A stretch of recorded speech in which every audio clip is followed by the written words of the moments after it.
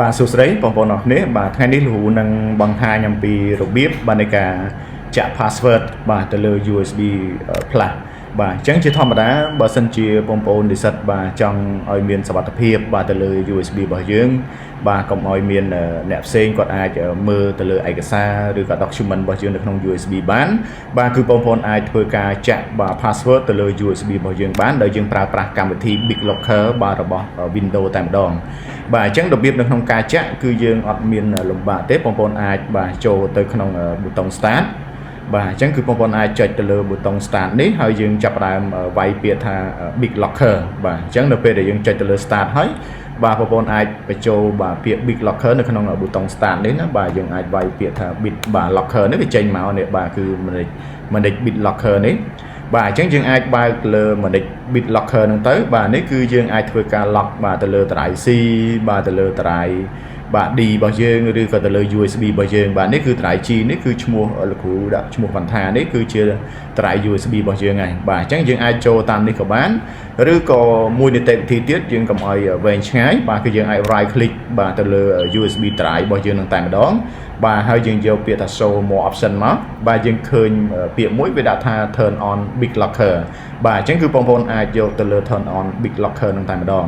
បាទអញ្ចឹងនៅពេលដែលយើងយកពាក្យ turn on BitLocker ហើយវានឹង show បាទ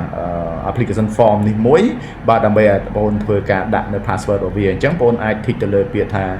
បាទ use បាទ password បាទ to lock បាទ the drive របស់យើងនឹងមកហើយ password នេះគឺបងប្អូនអាចដាក់ជាលក្ខណៈអក្សរធំឬក៏អក្សរតូចណាបាទវាមានបញ្ជាក់ហើយបាទឬក៏ជា number ឬក៏ជា symbol បាទនិមិត្តសញ្ញាផ្សេងបាទព្រោះ password គឺបងប្អូនអាចដាក់ឲ្យវាមានសុវត្ថិភាពតិចទៅបាទព្រោះ password បើសិនតែយើងដាក់តែលេខសុទ្ធឬក៏អក្សរសុទ្ធអាហ្នឹងគឺវាអត់មាន security ទេបាទអញ្ចឹងដើម្បីឲ្យមាន security បានគឺបងប្អូនត្រូវដាក់ password បាទឲ្យមានចាប់ពី8 character ឡើងទៅលើហើយត្រូវមានអក្សរធំអក្សរតូចលេខនិងនិមិត្តសញ្ញាបាទអញ្ចឹងគឺ password របស់យើងគឺយើងទទួលបានសុវត្ថិភាពហើយបាទអញ្ចឹងលោកគ្រូឧទាហរណ៍ទៅលោកគ្រូដាក់ password របស់លោកគ្រូបាទបាទអញ្ចឹងខាងក្រោមនេះយើង confirm បាទយើងដាក់ដូចគ្នាបាទអញ្ចឹងនៅពេលដែលបងប្អូនដាក់រួចហើយគឺយើងអាចចុចទៅលើប៊ូតុង next នេះបាទដើម្បីយើងទៅ step បន្ទាប់បាទអញ្ចឹងមកចូលដល់ step នេះគឺវាចាប់ផ្ដើមឲ្យយើងបាទសួរយើងថាតើយើងចង់ recovery file នឹងទុកអត់បាទទៅលើ file BitLocker ហ្នឹងបាទ key របស់វាហ្នឹងអញ្ចឹងបើសិនតែយើងត្រូវការ recovery យើង recovery តាមរយៈអី save ទៅ Microsoft account បាទ save to file ឬក៏ print បាទ recovery key ហ្នឹងបាទអញ្ចឹងលោកគ្រូសូមយកពាក្យថា save to file ទៅបាទយើងអាច save ទៅជា file ដើម្បីយើងរក្សាទុកទៅ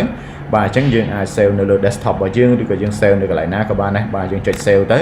បាទបន្ទាប់ពីយើងបាន save រួចហើយគឺយើងចុចលើប៊ូតុង next បាទបន្តទៅទៀតណាបាទដើម្បីយើងធ្វើការចាក់ហើយកន្លែងនេះគឺយើងសូមយកពាក្យបាទ encrypt បា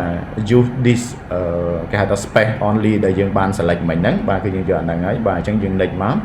បាទហើយចំណុចនេះគឺយើងយកចំណុចទី2ហ្នឹងតែម្ដងណាបាទយើងអត់ចាំបាច់ធ្វើការដូរអីទេបាទអញ្ចឹងយើងចុច next បាទបន្តទៅទៀត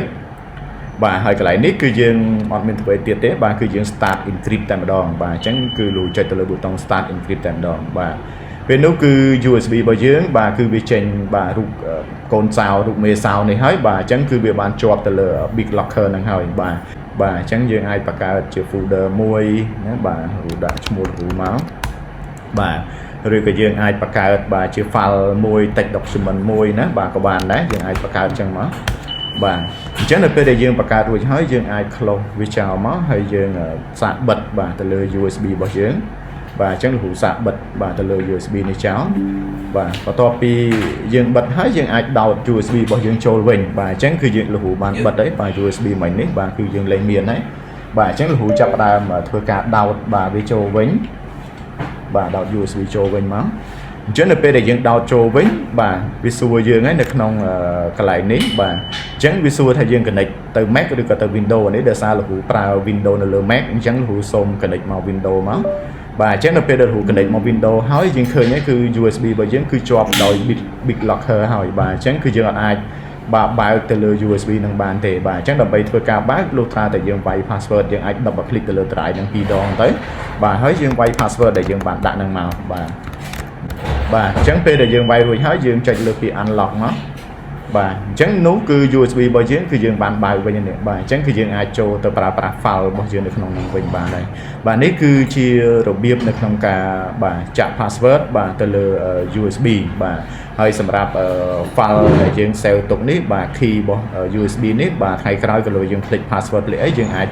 យក file key នេះបាទដើម្បីទៅធ្វើការដោះបាទទៅលើ USB របស់យើងបានណាបាទអញ្ចឹងអានេះគួរតែយើង save ទុកបាទនៅកន្លែងណាមួយបាទដើម្បីថ្ងៃក្រោយនៅពេលដែលមានបញ្ហាបាទឧទាហរណ៍ថាយើងភ្លេចទៅលើ password យើងចង់ recovery របស់វាគឺយើងអាចប្រើប្រាស់ key នេះតែម្ដងបាទណាគឺយើងអាចប្រើប្រាស់ key នេះដើម្បីធ្វើការដោះបាទទៅលើ USB នឹងវិញបាទអញ្ចឹងថ្ងៃនេះលហ៊ូមានតែប៉ុណ្្នឹងទេបាទសម្រាប់ធ្វើការបង្ហាញទៅលើនីតិវិធីនៅក្នុងការចាក់បាទ password ទៅលើ USB Flash បាទអរគុណ